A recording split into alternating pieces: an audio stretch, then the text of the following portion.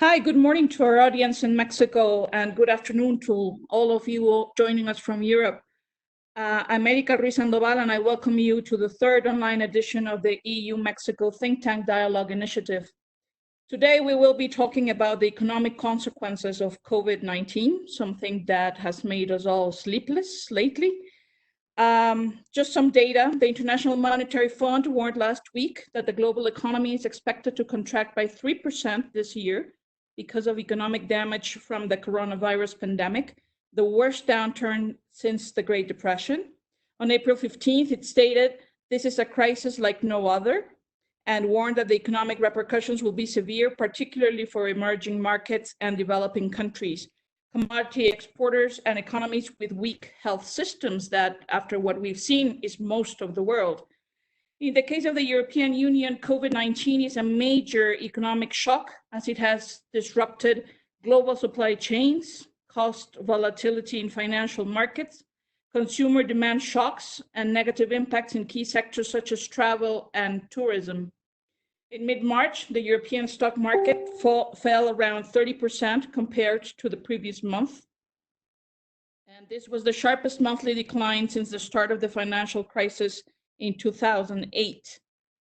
In the case of Mexico, the currency has depreciated 30% between the end of February and the third week of March, and it is foreseen that it will worsen as the COVID-19 crisis continues. In Mexico, key sectors for the economy have also been affected, for example, tourism, and remittances coming from the United States and exports will also be reduced due to the global economic situation. All this along with the collapse of oil prices yesterday, which have reached the lowest levels, and that of course have a direct impact on the state's income. So to better understand what are the main impacts this health crisis has brought to both the European Union and Mexico, we will talk with Cinzia Alcidi, head of the Economic Policy Unit at the Center for European Policy Studies in Brussels, Enrique Díaz-Infante, Director of the Financial Sector and Social Security Program at the Centro de Estudios Espinosa Yglesias, Niclas, Research Fellow at Bruegel and an expert on international trade, international macroeconomics, and the digital economy, and Federico Rubli, Partner and Consultant at MAT Advisors in Macroeconomics, International Economics, and Pension Systems, as well as an Associate Member of the Mexican Council on Foreign Relations, COMEXI.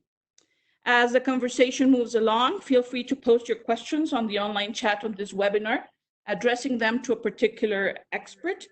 All participants can see them, and at the end, we'll select a few of them for them to answer. Apologies in advance in case we do not get to answer all of them live.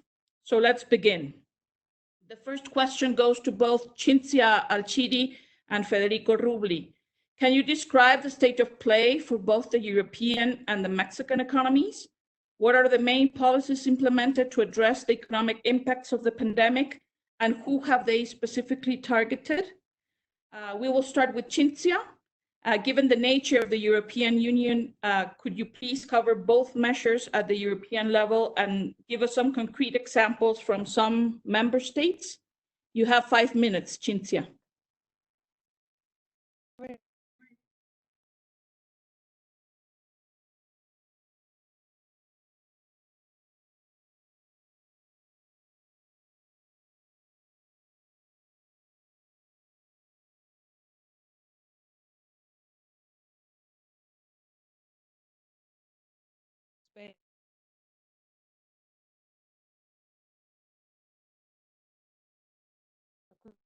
Be some of it from raised such a COVID-19 crisis. This is really an exceptional crisis.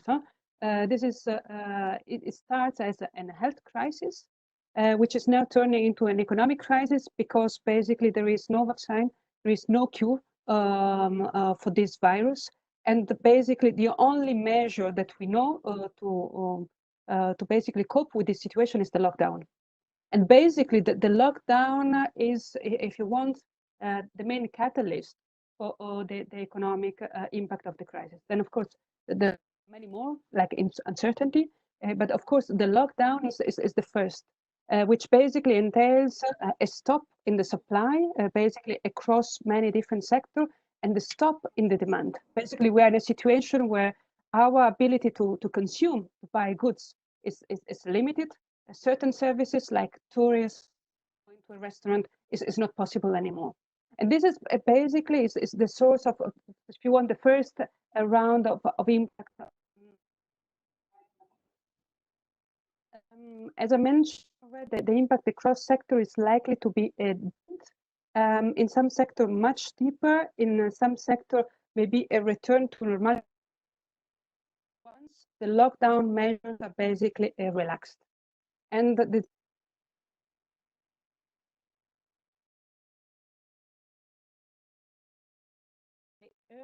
a number of relaxation of the lockdown measures.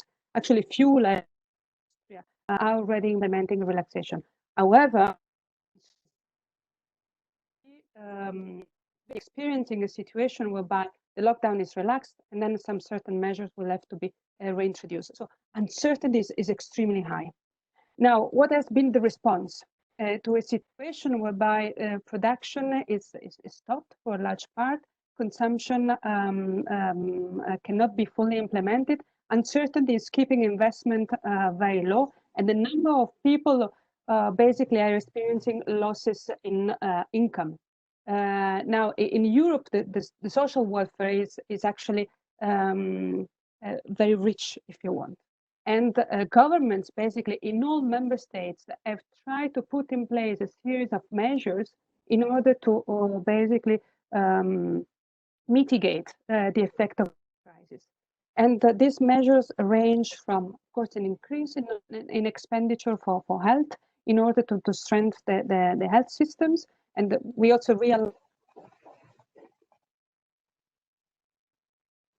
extended to businesses, liquidity to businesses, tax deferred, and then also employment schemes. So in Europe, what we are seeing is more employment schemes rather than unemployment schemes. So the attitude of the government has been mostly to try to make sure that people are not fired.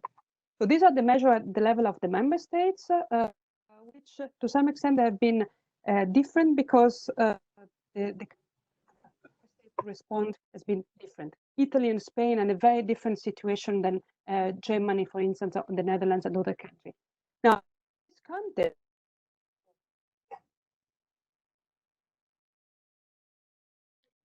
the European Central Bank have responding in to basically complement and support member states in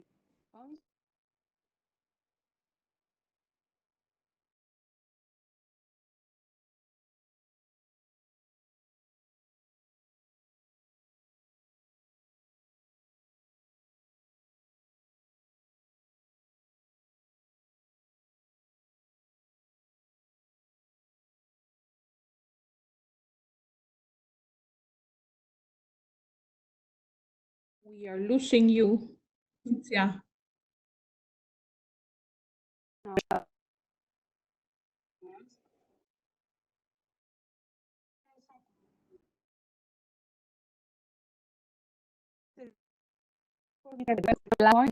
Érika?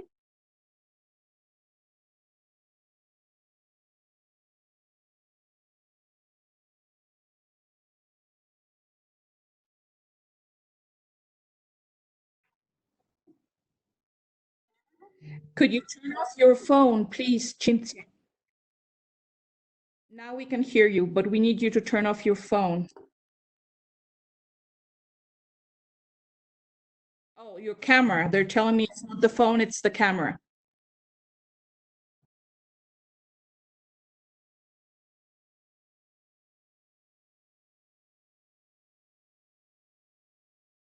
Okay, we'll try to sort this technical issue with Cinzia. She will come back, but so far she's given us some idea of how many supportive measures have been implemented in the different member states of the European Union and also measures at the European level.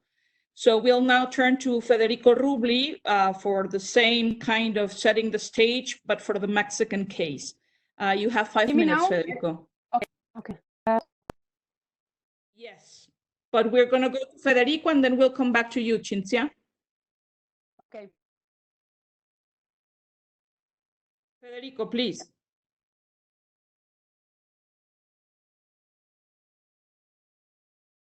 have Federico?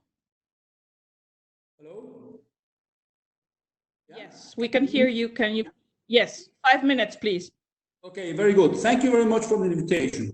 Well, as you all know, the world has been hit by these two unexpected shocks, the coronavirus and the oil price shock. The coronavirus has reminded us that globalization may also include pandemics. Now, the combination of both shocks will lead to one of the worst world recessions since the Great Depression. Now, the shocks include both an aggregate supply shock, destroying supply chains and rising unemployment, as well as a demand shock, which has been hitting basically consumption levels. Now, in order to fight this pandemic, basically, I would say that 3 measures have been instrumented by most countries for flattening the contagion curve. First, preparing as best as you can the infrastructure of your health systems. Second, make as many tests as you can. And third, the social lockdown and confinement in homes. In Mexico, on all 3 accounts of measures, we have been very deficient. Our healthcare system does not have the necessary installed capacity due to big budget cuts implemented since last year.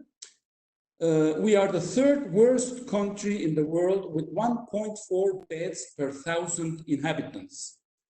Second, we are performing very few tests, only 3 for 100,000, which is of course very low. There are simply not enough tests. And thirdly, the government showed a lack of seriousness for adopting the lockdown and with a weak enforcement. Hence, I would say that clearly the government in Mexico underestimated the diagnosis, both of the pandemic and the economic impact. Besides, we have to remember that the economy comes from a very bad 2019 cycle. We had a mild recession, 0.1% contraction of GDP, stagnated investment for more than 15-16 months, weak public finances. The state oil company Pemex is in operational and financial distress, and there has been a significant deterioration in confidence and trust in public policies. There is a perception of absence by the government of execution capacity. This, of course, has been compounded by this crisis. Now, turning now to economic policy, there is an agreement in the world that this emergency calls for extraordinary actions, such as counter-cyclical public expenditure policy. This implies running temporary fiscal deficits and the rise in public debt. Most countries have done it in order to transfer resources directly to the most affected population, small businesses and households. This support, depending on the country, has been to 20% of GDP. However, Mexico does not have a plan. President López Obrador has been completely reluctant to adopt counter-cyclical policies. On the contrary, he is stressing austerity, he does not want to redirect expenditure policies, and he does not want to establish a collaborative pact with the private sector in order to address this crisis together. He has only increased marginally the support through the social programs, which all in all amount to a meager 0.3% of GDP. Also, what will worsen the social and economic impact is the size of the informal sector we have in Mexico. 6 out of 10 in the workforce are informals. And for most of them, the lockdown is simply not an option. As many of them have said, my children are coronavirus, they are going hungry. Hence, programs for the informal workers are necessary and should be a priority, simply due to humanitarian reasons.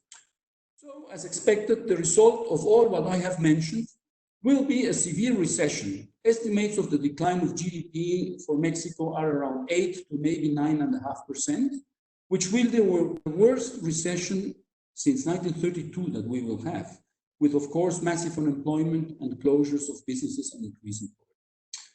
Finally, let me also mention an important factor. So far, the problem has been contained to shocks to supply and demand.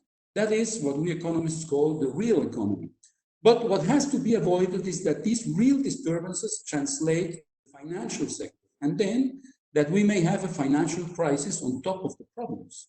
So far, the Mexican financial sector has been maintaining open credit lines and being very flexible for renegotiating debts with clients. The central bank has also done its work by opening liquidity facilities for preserving the well-functioning of the payment system. If not, we know the story of financial crisis very well. A massive rise in past due loans leading to bankruptcies and a full-fledged crisis. Thank you. Thank you very much to both for giving us this initial perspective. Now let's move to the realm of public finances. Last week, G20 leaders have asked finance ministers and central bank governors to develop an action plan in response to COVID-19. Important measures have already been put forward by the IMF, the World Bank, and other international financial institutions to help countries in need, using all instruments to the fullest extent possible as part of a coordinated global response. Further adoption and swift implementation of a strong financial response to help countries in need and to uphold global financial stability and resilience have been discussed. Despite these efforts, the countries will experience a deep recession that will have an impact on their public finances and thus in the economy of the citizens. Enrique Díaz-Infante in Mexico, to what extent the country will issue public debt and what will be the effects in terms of social security for most Mexicans? You have 5 minutes. Thanks, Érika. Hello to everyone. First of all, I would like to thank European Union for this opportunity, and I will say that the comments that I will produce here are based on research that we at the Center of Studies Espinosa Yglesias has been done in the last, I will say, month. First, as you just mentioned, Érika, based on what the International Monetary Fund said, Mexico is going to contract in his economy, in its growth, to a level of -6%. Probably we do not do anything else. Secondly, we are very concerned at the Center of Studies Espinosa Yglesias of the consequence that this crisis could have in poverty. We, based on the numbers of the crisis of '94 in Mexico, we consider that based on income poverty, around 21 million Mexicans could go into poverty. That means that in the end of the crisis, if nothing is done properly, we will end with 82 million poor people. So, and also we see that unemployment is going to reach between 1 million and 1.6 million workers. And that's in the formal sector. So what are the measures that the government is taking to deal with this crisis?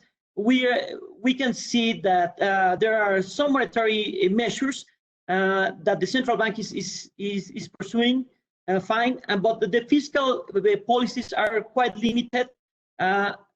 We can see that compared with the rest of the world is spending like 4.2% of its GDP to tackle the crisis, while in Mexico we are roughly spending like 1% at the moment.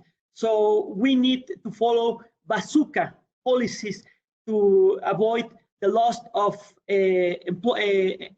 employment and the bankruptcy of many companies, as it seems the case. And if you compare, as I mentioned, the world is employing 4.2% of the GDP. We can see that other countries in Latin America, like Brazil, Argentina, and some others, Brazil 1% of the GDP, Chile 2.9% of the GDP, and Argentina 2.4% of the GDP. And some of them, like Argentina, are in a worse fiscal position. So we are really, as Federico just mentioned it, we are really surprised that in Mexico we are having problems to launch a program. So that's why at the Center of Studies Espinosa Yglesias, we just figure out some kind of measures to deal first with the crisis in health. Secondly, with the problem of unemployment in the formal sector and in the informal sector, and to deal with the bankruptcy of many small and medium enterprises. To that extent, we are proposing to put around 0.50% of measures that are going to be like around 3 to 3.5% of the GDP. So President López Obrador says that he already put 1% money to support the poor people in his programs. Great, which is fine. But we think that we need 3 to 3.5 more money on that to help with an insurance on unemployment for unemployment, to recover the budget of the health sector, to support the small and medium enterprises, to support the population in the formal sector, and to have some kind of support in tax reform. So this is the kind of policies that we at the Center of Studies Espinosa Yglesias are proposing to the government, and we really expect the government to listen to us and to listen to this conversation. Very important. Thank you very much, Enrique. Now let's move on to another important issue regarding an economic crisis, and that would be trade. The President of the European Council, Charles Michel, and the President of the European Commission, Ursula von der Leyen, participated last week in a G7 leaders video conference on COVID-19 and highlighted the importance of trade for overcoming the immediate crisis and ensuring a robust economic recovery. However, we have already seen developments in the opposite sense. Therefore, for example, Ireland has warned against a corona-induced temptation to deglobalize and urged its EU partners to avoid the trap of protectionism. Niclas Poitiers, do you think that this crisis threats the free trade in general, and for the specific case of the European Union, free trade being the cornerstone of the whole construction of European integration? Will EU member states stay together and continue free trading? You have 5 minutes.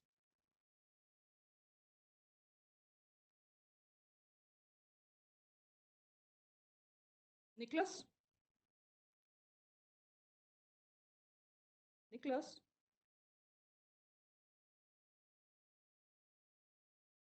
We lost Niclas? Niclas, can you unmute yourself? There we go. Can you hear me? Yes. It's very good. So I think first of all, greetings from Brussels to everyone on this call is safe and healthy, and their loved ones too. I think first of all, so distinguish a bit between EU, intra-EU, and extra-EU.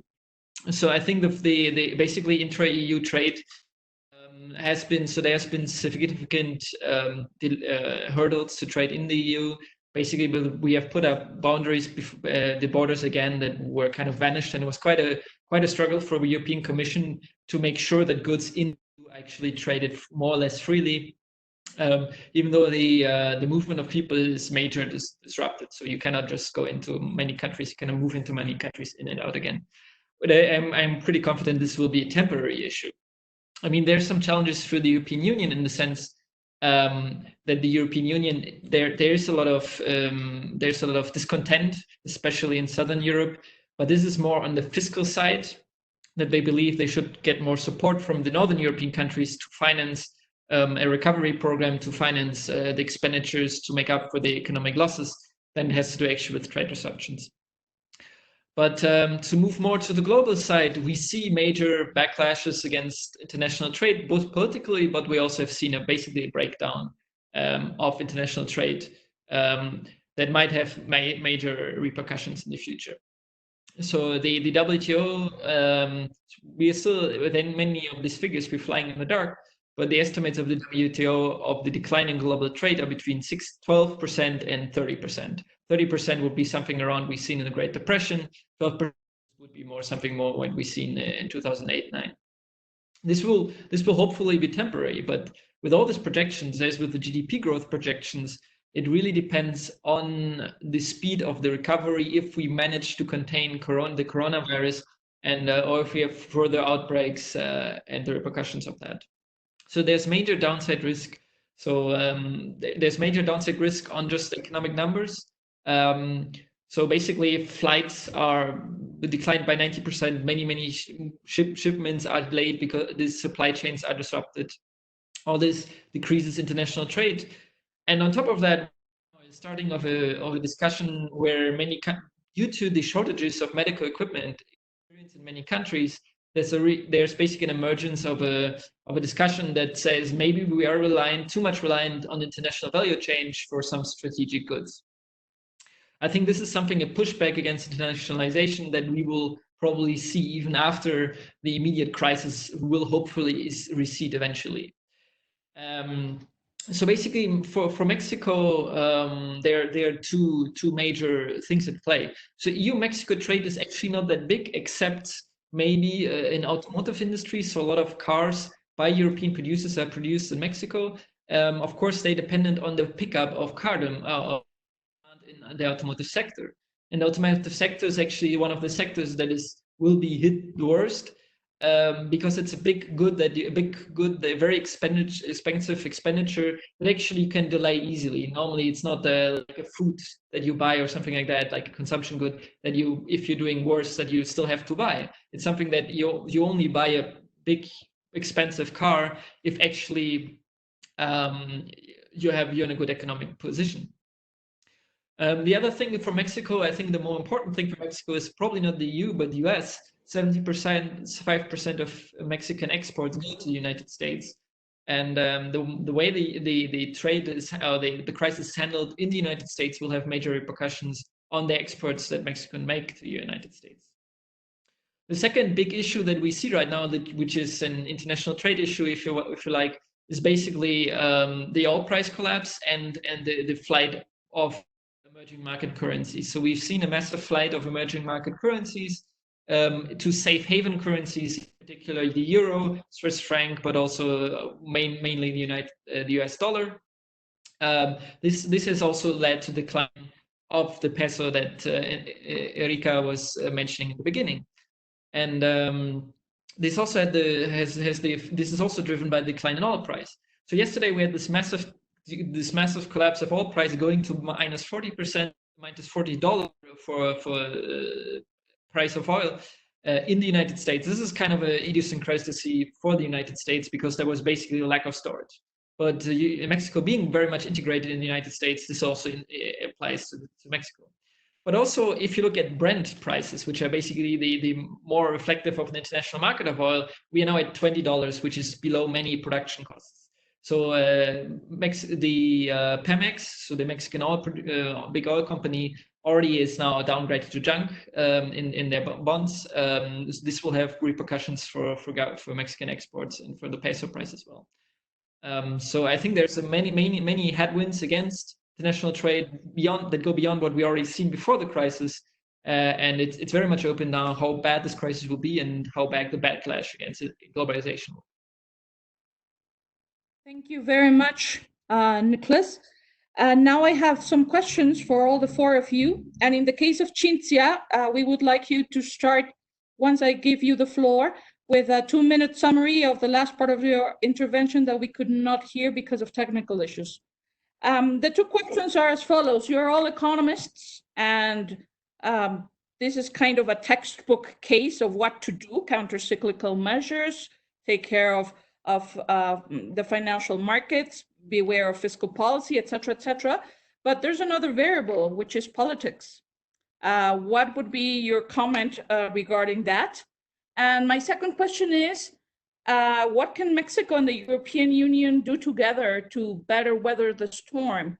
Niclas just mentioned that our trade is not that relevant in terms of amount, but we do have a close connection. We have a global agreement in place and some strong trade bonds. Is our partnership strong enough to overcome this unprecedented crisis through trade and cooperation? Can we look for help in each other? Cinzia, you have the floor for 3 minutes in your case 5.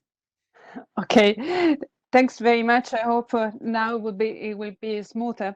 My first intervention, I was just emphasizing what has been the role of the European Union in trying to provide that response to the pandemic, in particular to take into consideration the fact that the impact of the coronavirus has been asymmetric across countries, and basically Italy, Spain, and other southern countries have been exposed to an impact much deeper and larger than the northern countries. I mean, there is a big question on the why, and one crucial element is, of course, public finances. And to some extent, what Enrique mentioned for Mexico, also for some Southern European countries, Italy has, for instance, a very large debt. So its room of maneuver to respond in a counter-cyclical way to the crisis is basically much more difficult. Spreads on bonds are increasing. So this is a signal that markets are a bit nervous when it comes to the increase in debt. And this is basically why there has been so much emphasis and so much debate at European level on what to do. And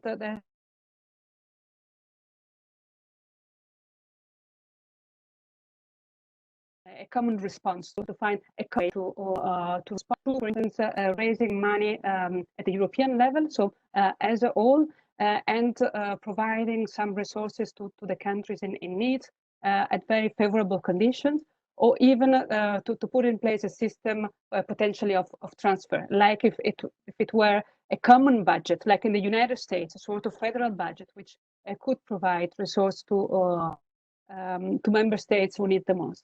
And at this stage, I think politics come in, because in fact, it's very difficult to reach an agreement at 27 on what kind of tools. And I think one major issue there is a certain degree of mistrust among the governments of the different member states, and basically the capability to use the effective way. There is a sort of tension between the severity of the crisis, which is clearly very large, and the linkages, especially the economic linkages in terms of trade, in terms of belonging to the same value chain, makes a shock which is particularly deep in a certain country actually relevant for everyone. And this idea that basically transfers from one member state to another member state is something which is not acceptable at Europe.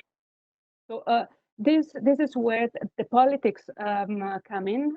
And what I was mentioning earlier is that on Thursday, we will have a very important meeting of the finance minister, where we hope that an agreement will be reached for a sort of bazooka, if you want, coming from the European level, who could support the countries who are most.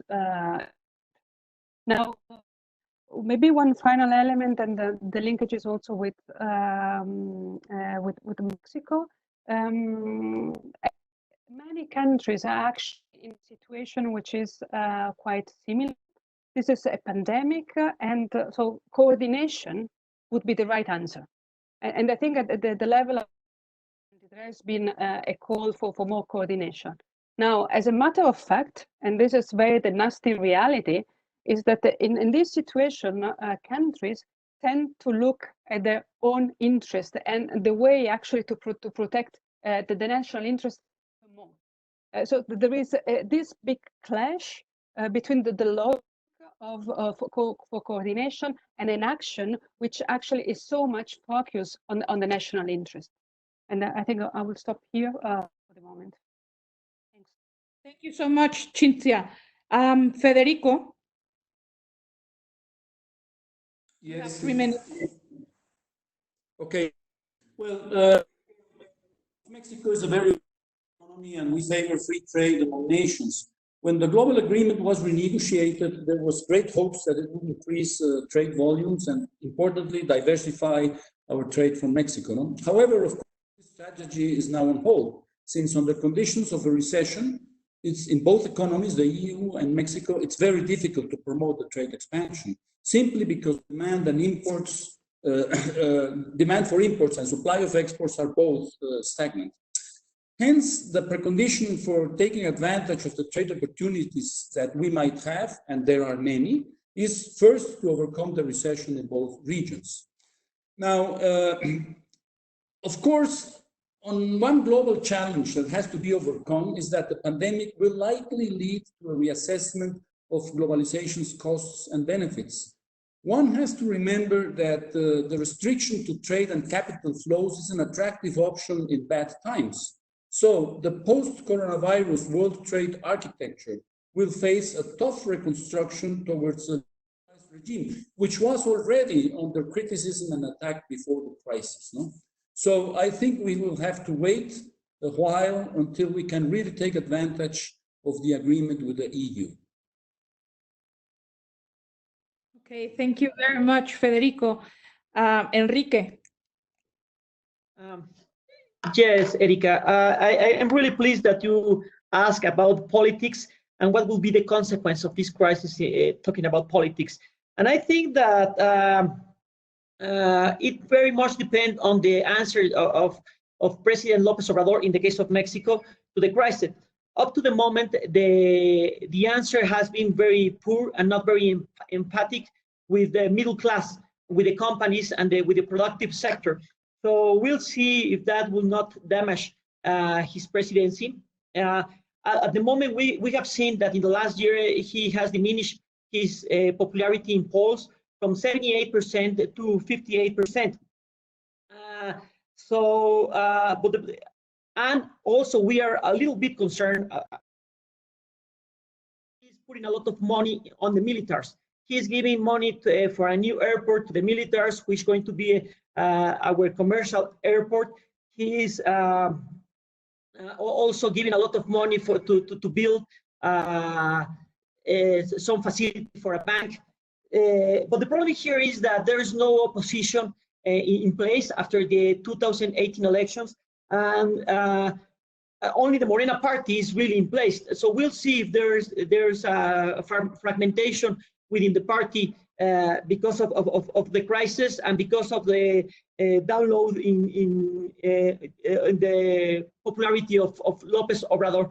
So most likely in the 2021 elections, the opposition, because there are still parties, the PRI, the PAN, together with two other parties, may win the Congress, and López Obrador is not going to have, as he has at the moment, majority in the Congress. He has the presidency, he has majority in the Congress, he also has the Supreme Court, and he has the legislative power. So he has a lot of power, and there's a lot of concentration of power. So we expect to have less concentration of power after the 2021 elections. Thank you so much. Niclas, are we playing politics with trade too, particularly between the EU, China, the US? Yes, we do. So we see right now a bit of a beggar your neighbor policy everywhere introduced.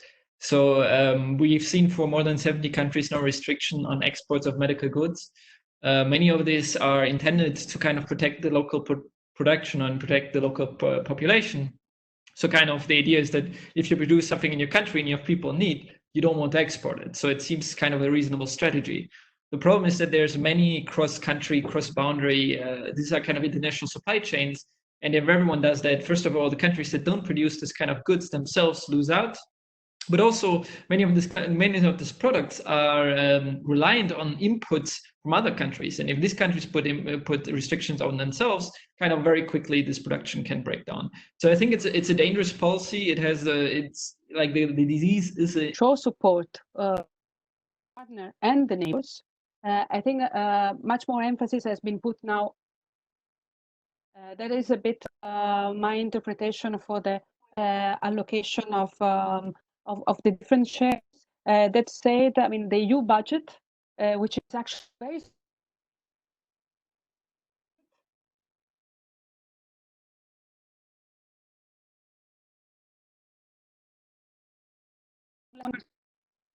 the entire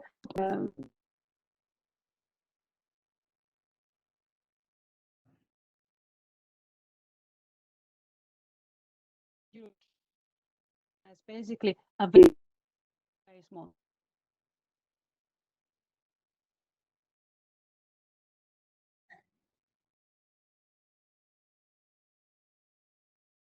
Not all the areas unused.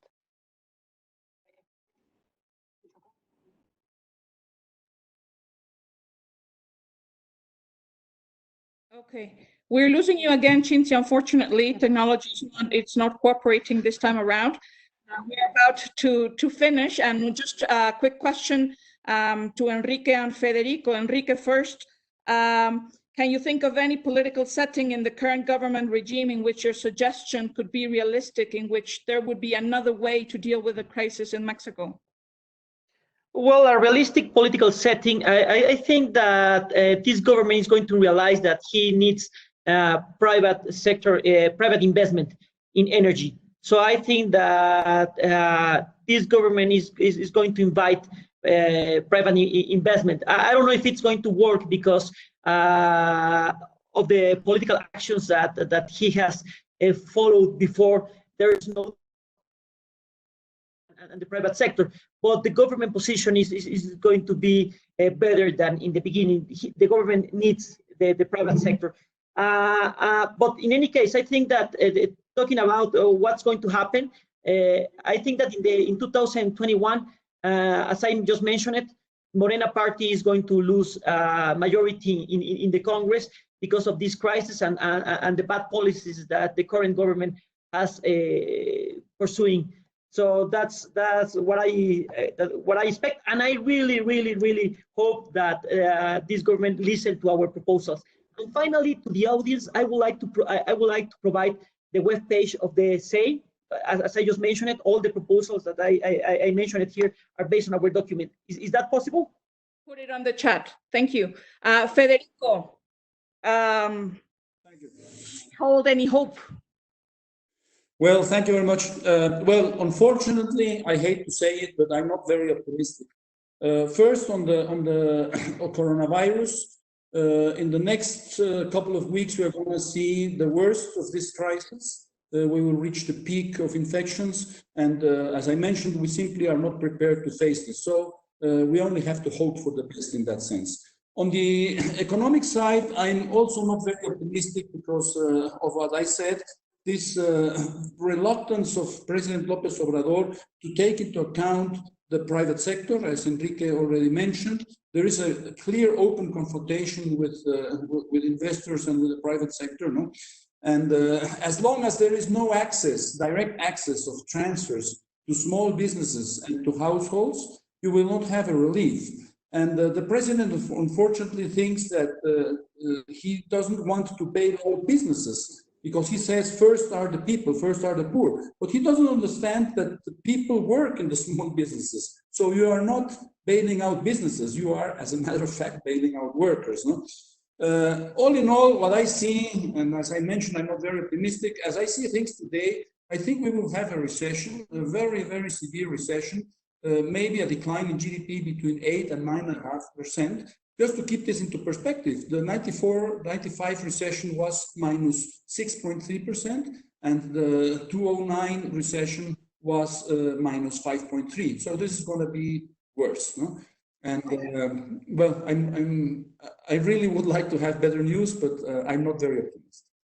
Thank you so much. Thank you all for throwing some light on this twin crisis. We do not only have a health crisis, but we have an economic crisis going on, particularly for the European Union and Mexico, but also for the rest of the world. I believe it will take all of our political will and creativity to overcome all the consequences of what's going on. And I certainly believe Mexico and the European Union at some point will have to cooperate and talk to each other to move forward. We thank the audience for joining us. We definitely thank our participants for your generosity with your time and your knowledge. And we invite you to connect next Tuesday, same time, same place, to talk about climate change and COVID-19. Thank you all, and see you next time. Be safe.